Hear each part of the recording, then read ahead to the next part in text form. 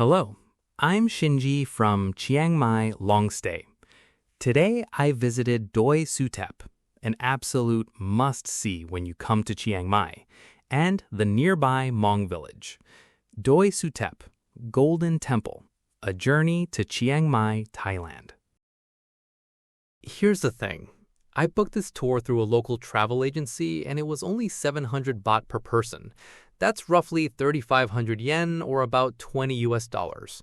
Today, I want to share what I actually experienced on this tour and whether it was worth every baht. We signed up for a half-day tour package. Our ride, a white van, came to pick us up right at our hotel. Everyone else on the tour was from a completely different country. It was a wonderfully international group. We also had a female guide who explained everything in English along with the driver. I was a little nervous about an English-only tour, but it turned out to be the best decision we made.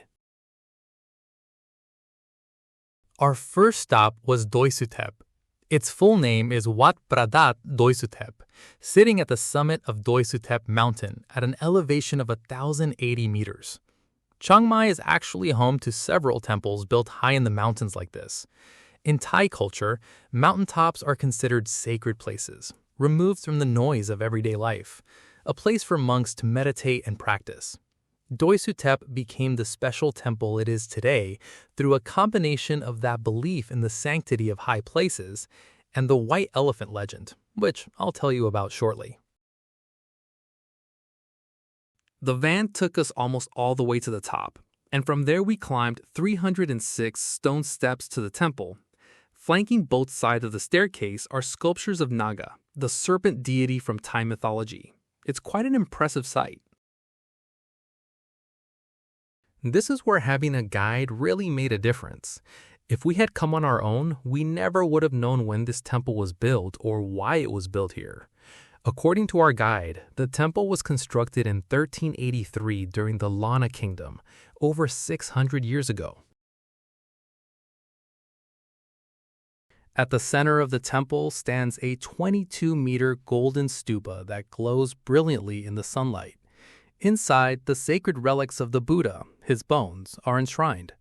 And there's actually a fascinating legend behind why this particular spot was chosen. Long ago, the king of the time possessed the remains of the Buddha and wanted to find the right place to enshrine them. So he placed them on the back of a white elephant and let the elephant roam freely up the mountain.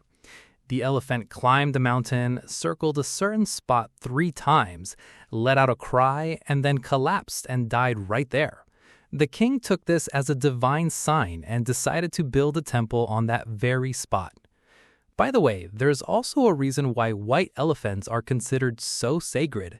It's said that the Buddha's mother dreamt of a white elephant with 6 tusks entering her body, and through that dream she learned she would give birth to the Buddha. That's why the white elephant holds such a deeply sacred place in Buddhism. Our guide also explained the meaning behind each scene depicted in the intricate relief carvings on the temple walls, one by one in detail. Another fascinating thing we learned was about the lanterns. In Thailand, each day of the week has its own designated color, and the lanterns are displayed in those colors.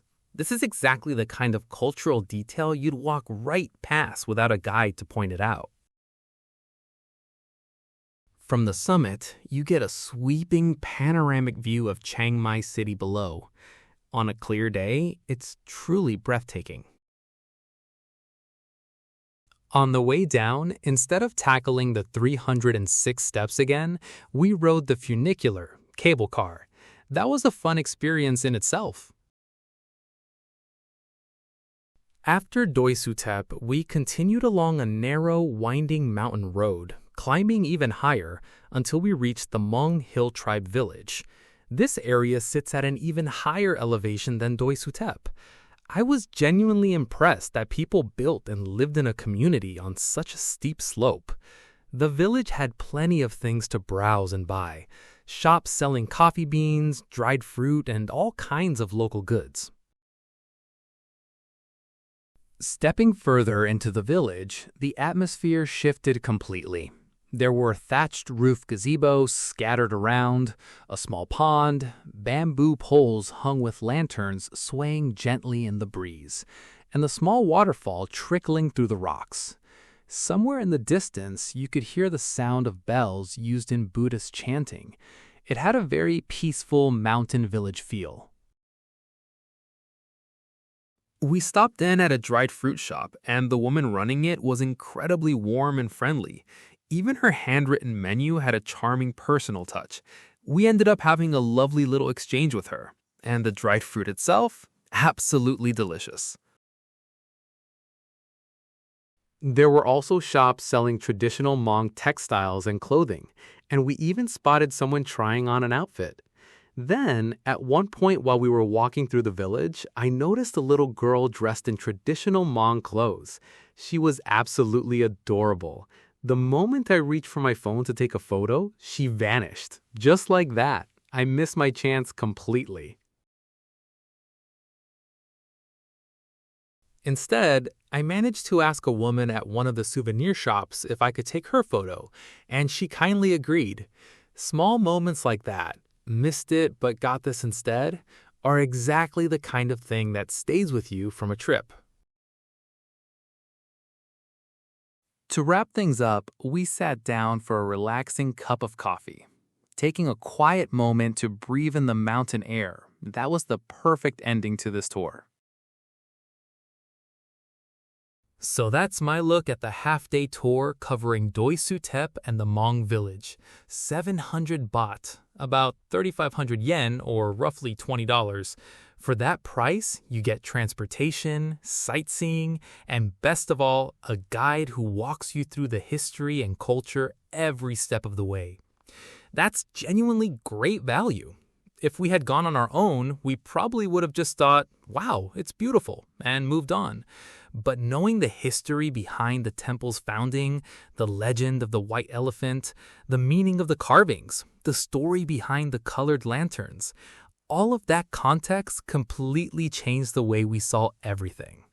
Whether you're visiting Chiang Mai for the first time or you've been living here for years, this is a fantastic little half-day escape I'd recommend to anyone. Thank you so much for watching all the way to the end. If you enjoyed this video, please subscribe to the channel. I'd really appreciate it.